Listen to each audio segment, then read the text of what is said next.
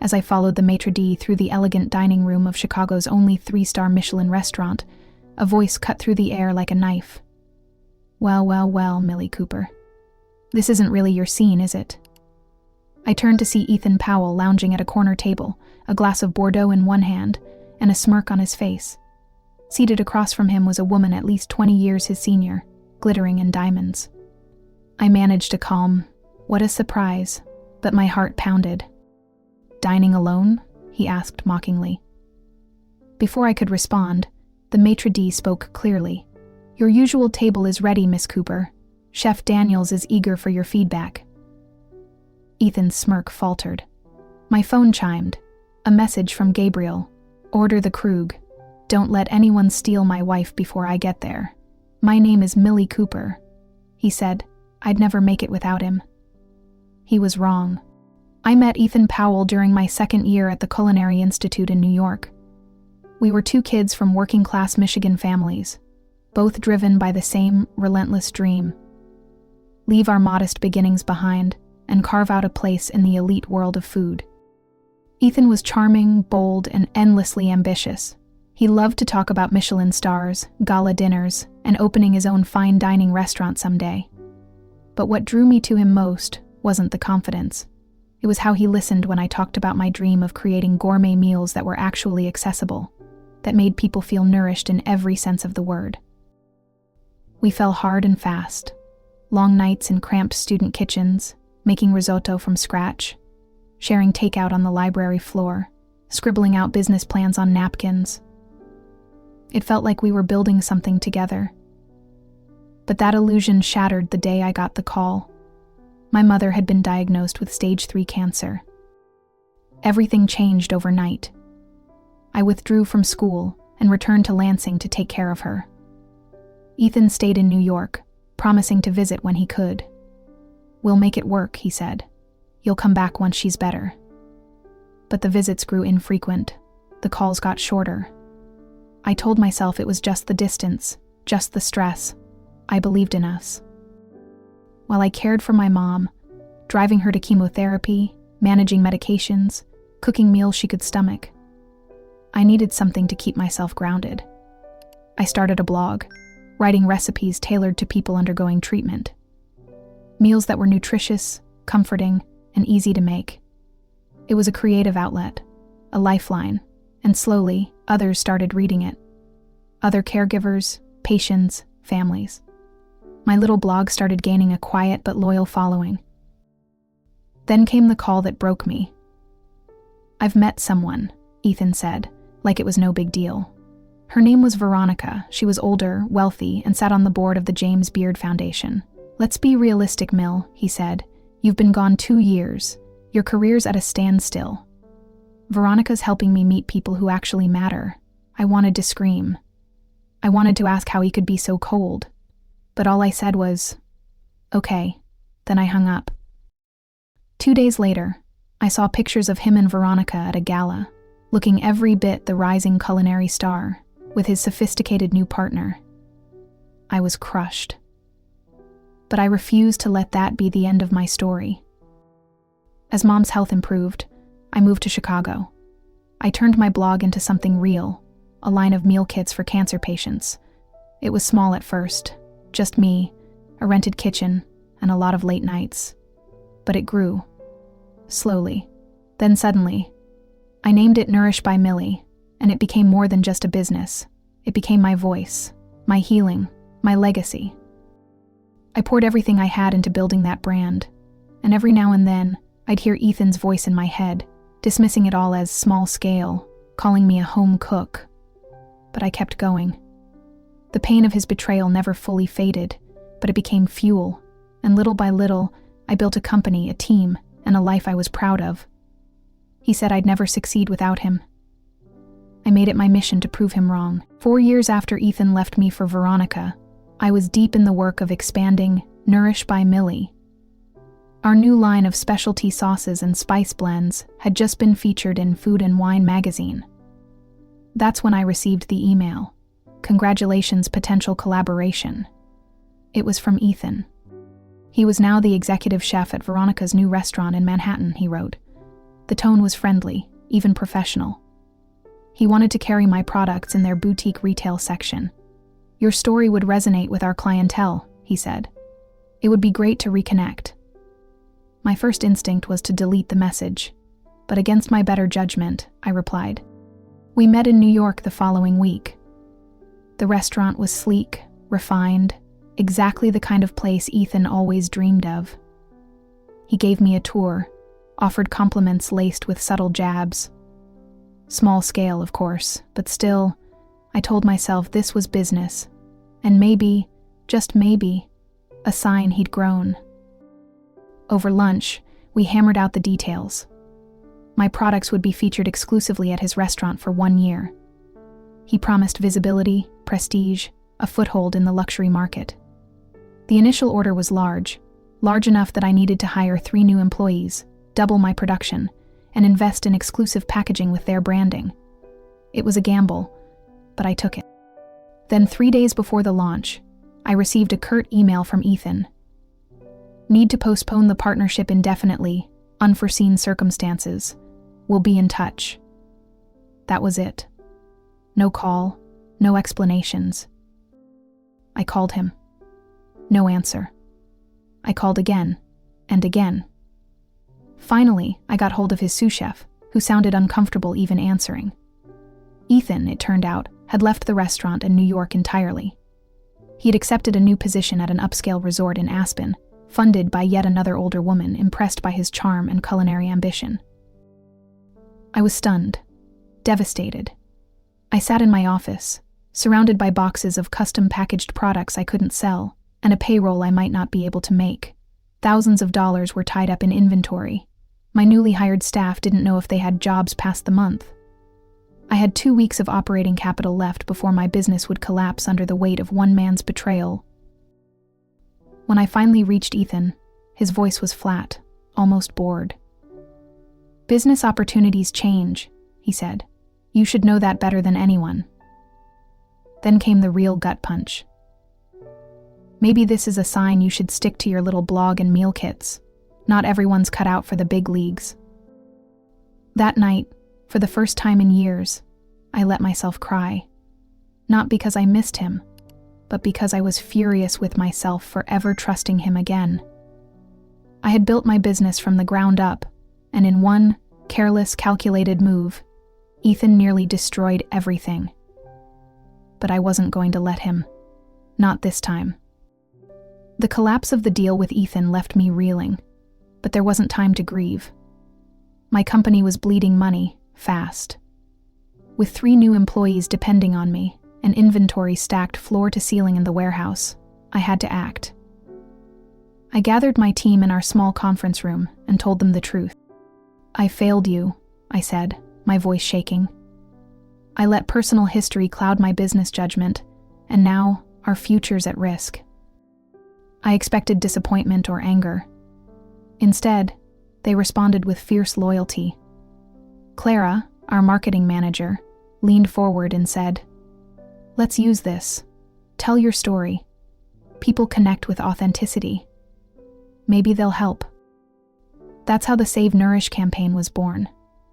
We created a raw, vulnerable video where I explained everything. How I trusted someone who betrayed me, how we were on the brink of closing, and how our mission still mattered. We offered deep discounts on our existing products and asked for pre-orders to help us stay afloat. I posted the video across our social platforms and sent it to our email list. I was terrified.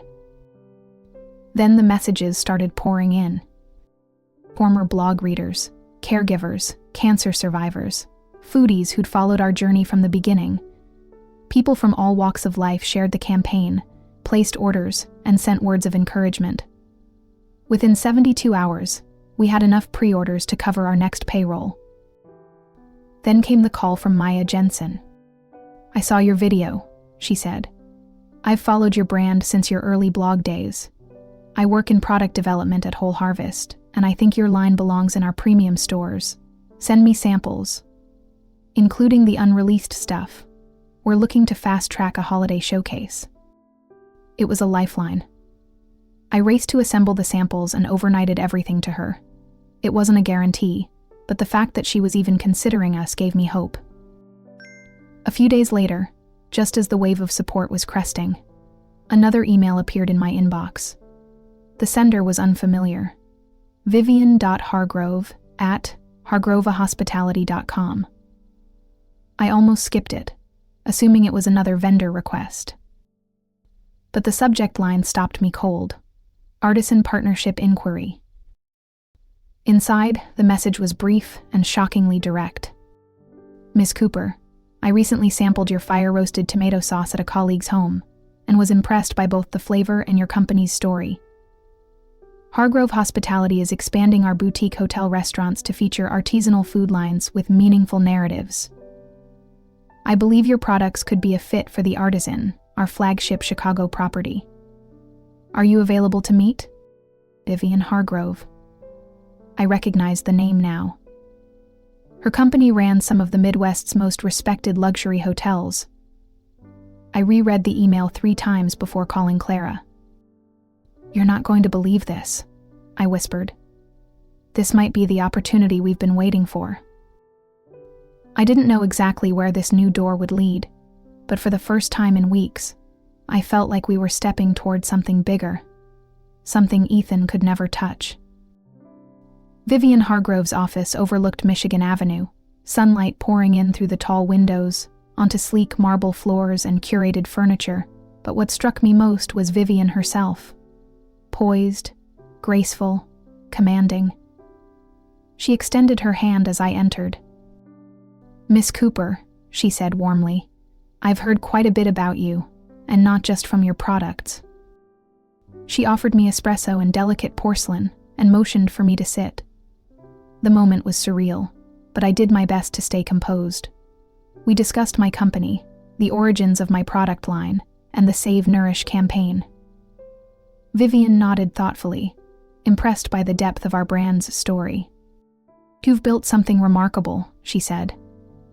Our vision for the Artisan is evolving. We want a menu that reflects not just culinary excellence, but heart, integrity, narrative. Your products and your journey embody that. I was about to ask more when she glanced at her tablet. You'll be collaborating with our executive chef, Ethan Powell. The name hit like a slap. I must have flinched, because she looked up sharply. You know him? I paused, weighing the risk. Then I told her everything. About culinary school, the promise he made when my mom got sick, about how he left me for Veronica, about the blog, the betrayal in Manhattan, the thousands I lost, about how, just weeks ago, he nearly destroyed my company. Again. Vivian listened silently. She didn't interrupt, didn't defend him. When I finished, she set down her cup and spoke with quiet finality. This confirms concerns I've had about Ethan's professional judgment. Thank you for your honesty. I nodded, uncertain what to expect next, but then she stood and walked to the window. I'll be direct. I've been considering changes at the Artisan. Ethan is technically gifted, but he lacks vision, emotional resonance, and the humility to collaborate. You, however, have all of that. I want you to become the Artisan's culinary director. I want your product line to be the soul of our new menu. I blinked. You're offering me Ethan's job? Even exactly, she replied with a subtle smile. I'm offering you something more powerful. You'll lead the reinvention, create the concept, train the kitchen staff, and oversee execution. Ethan will remain, for now, but he'll report to you. I couldn't help but laugh. He's going to love that. Vivian's expression didn't change. He won't know until the timing is right. I want this transition to be seamless. For now, we proceed as if he's in charge. But when the moment comes, I want the entire staff and the press to see the truth.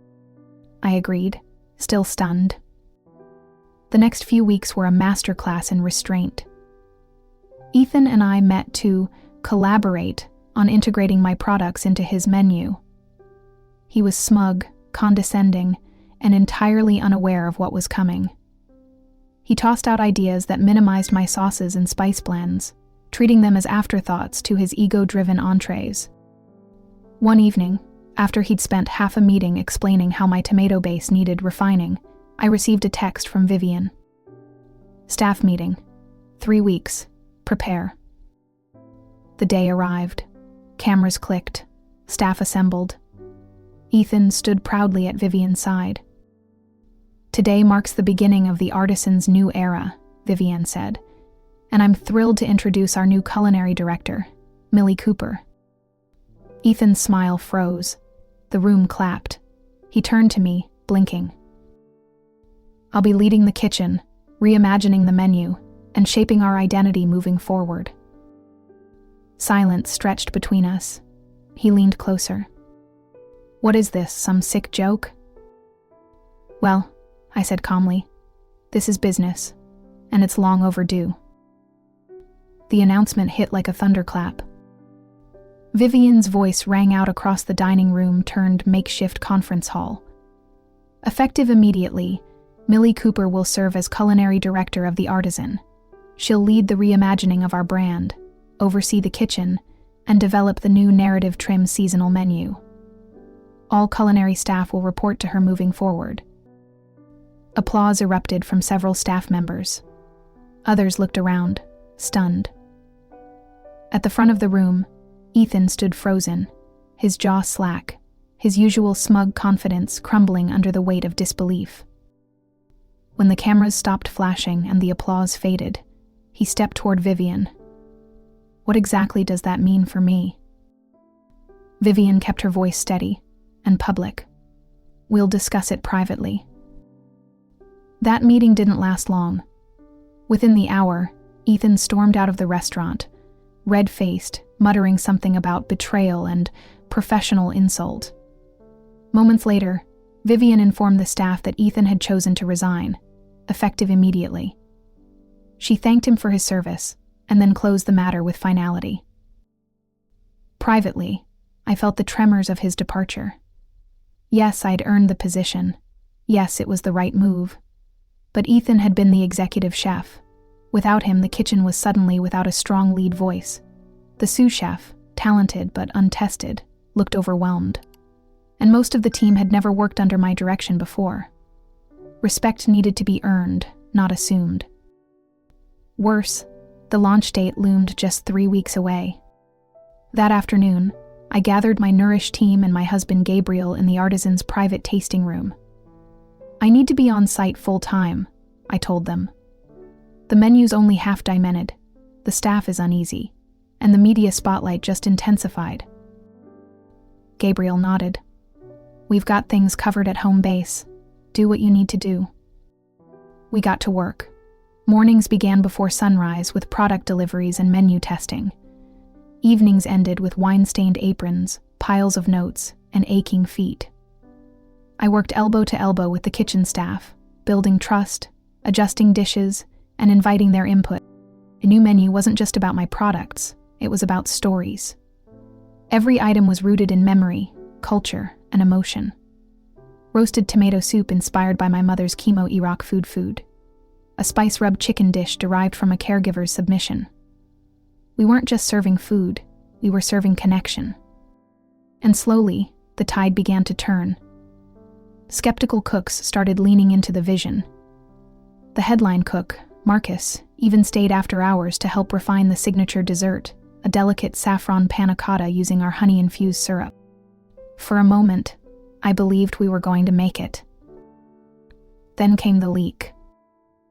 Dominic Walsh, Chicago's sharpest culinary critic and a notorious gossip, published a damning preview post.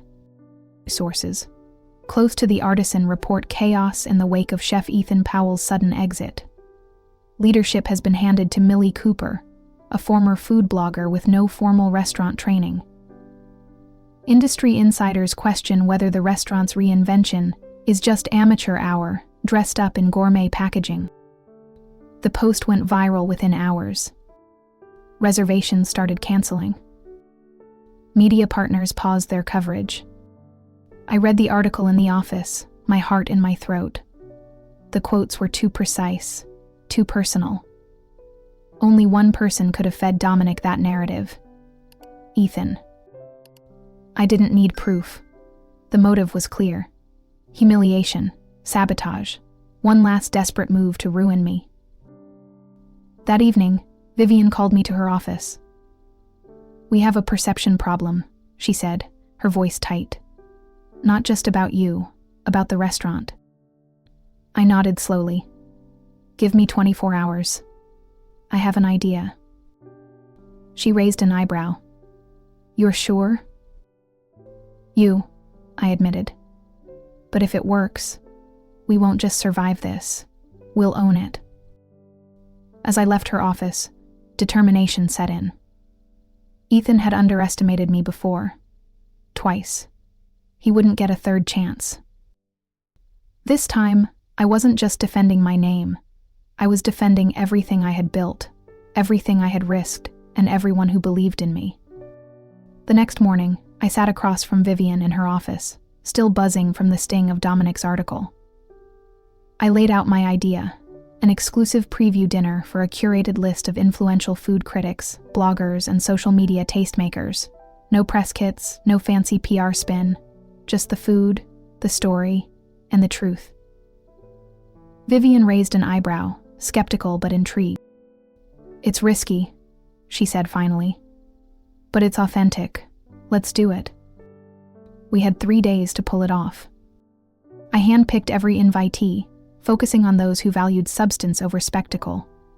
We transformed the artisan's dining room into a warm, intimate space, with handwritten menus, soft lighting, and personal touches. I stood at the front and welcomed our guests, not as a celebrity chef or a corporate figure, but as a woman who had built something from the ashes of betrayal and heartbreak. The food spoke for itself. Dishes crafted from personal memories and real-life resilience. My mother's favorite chemo day stew, Gabriel's grandmother's spice blend, the fire-roasted sauce born from late-night testing in a rented kitchen. I didn't hide my story. I led with it.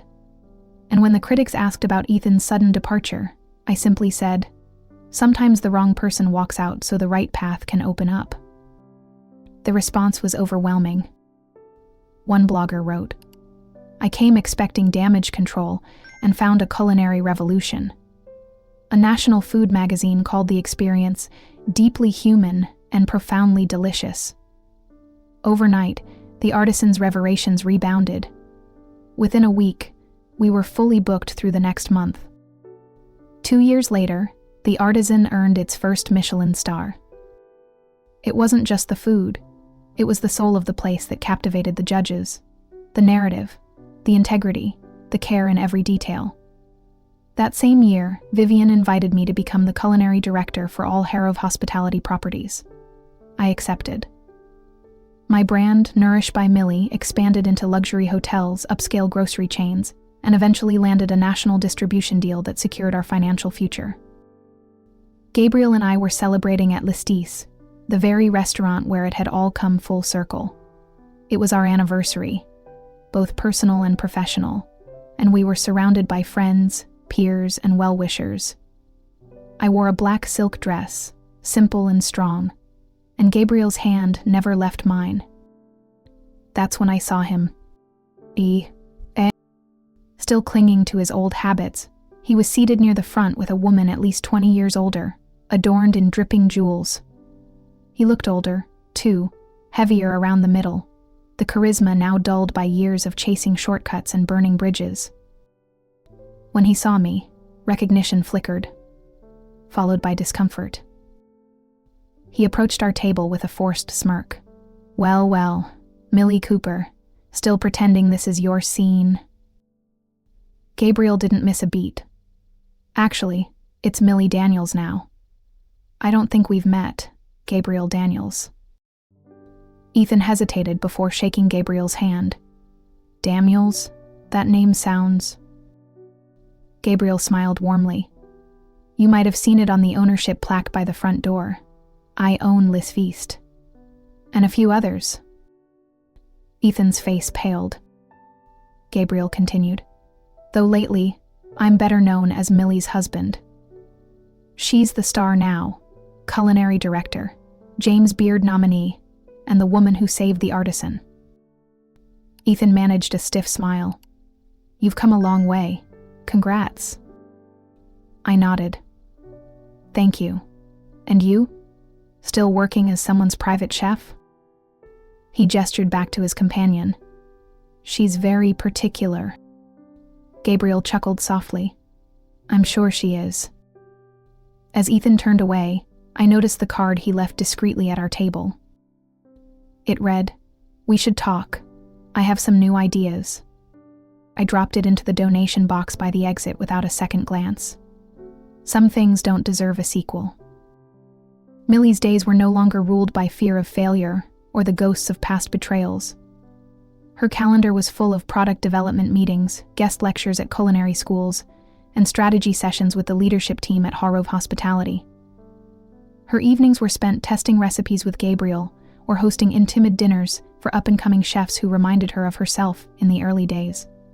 Ambitious, humble, and eager to create something that mattered, Nourished by Millie had recently been acquired by a major food conglomerate, a deal that secured her financial future and allowed the brand to reach millions more families, cancer patients, and caregivers across the country.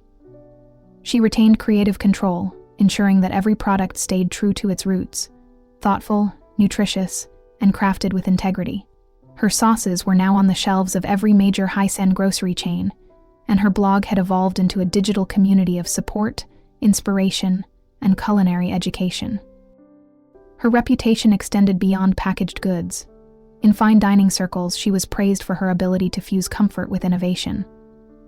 At Harrove's flagship restaurants, her seasonal tasting menus were lauded as culinary storytelling in motion, each dish echoing pieces of her journey. She received 3 James Beard nominations in 2 years, one for community impact. And through it all, she never once forgot who she was before the accolades. The woman crying in a one-bedroom apartment with unpaid invoices on the table. The daughter who gave up everything to care for her mother. The girl who got told by the man she loved that she didn't belong at the table. And now, the woman who ran the kitchen. Ethan tried to reinsert himself once more, a few months after the artisan's Michelin star announcement. He sent an email congratulating her, subtly referencing a new venture and hinting that he was looking for strategic collaborators with proven influence. She didn't reply. His message, like his presence in her past, was irrelevant now. Millie had moved on, not out of bitterness, but because she finally understood her own value. Ethan's absence wasn't a loss. It had been the catalyst for her greatest growth. She had built an empire rooted in care, vision, discipline, and grace qualities he had marked, but could never replicate. She'd succeeded not because she proved him wrong, but because she stayed true to herself. In interviews, when asked about the turning point in her career, she didn't name Ethan. She spoke about her mother, about the blog that saved her sanity, about the loyal team who rallied during the hardest season. She talked about purpose, not pain. She talked about second chances, not the ones others give you, but the ones you give yourself when you refuse to stay broken. Millie Cooper, now Millie Daniels, was no longer trying to be accepted. She was setting the standard. She wasn't looking back anymore. Her eyes were fixed on what she could build next. And this time, no one was standing in her way. 2 years after Ethan had scoffed at her in that opulent, Michelin-starred restaurant, Millie found herself back there, this time with Gabriel, her husband, by her side. They were celebrating the anniversary of the artisan's Michelin star and the acquisition of Nourish by Millie. Chefs from nearby tables paused to pay their respects. The maitre d' led them to the same prime table Ethan had once claimed was too good for home-cooked fluff. As she sipped Krug from a chilled crystal flute, the maitre d' approached with an envelope. "It's from the gentleman at table 5, he said discreetly. Millie glanced across the room. Ethan, older, heavier, and still posturing beside yet another wealthy woman, avoided her gaze. She opened the envelope and found a business card with a scribbled note. "We should catch up. I've got some culinary concepts that might interest you." She stared at the card for half a second before standing up, walking to the exit and slipping it into the restaurant's donation box for underfunded culinary students. No hesitation, no sentiment. As she returned to the table, Gabriel raised his glass. To the path staying exactly where it belongs. She smiled, clinking glasses. And to the life we built. No shortcuts, no handouts. Just grit, grace, and good food. Outside, the night was cool and full of promise. Ethan's chapter in her life was closed. She had already written a better one, on her own terms, with her own hands.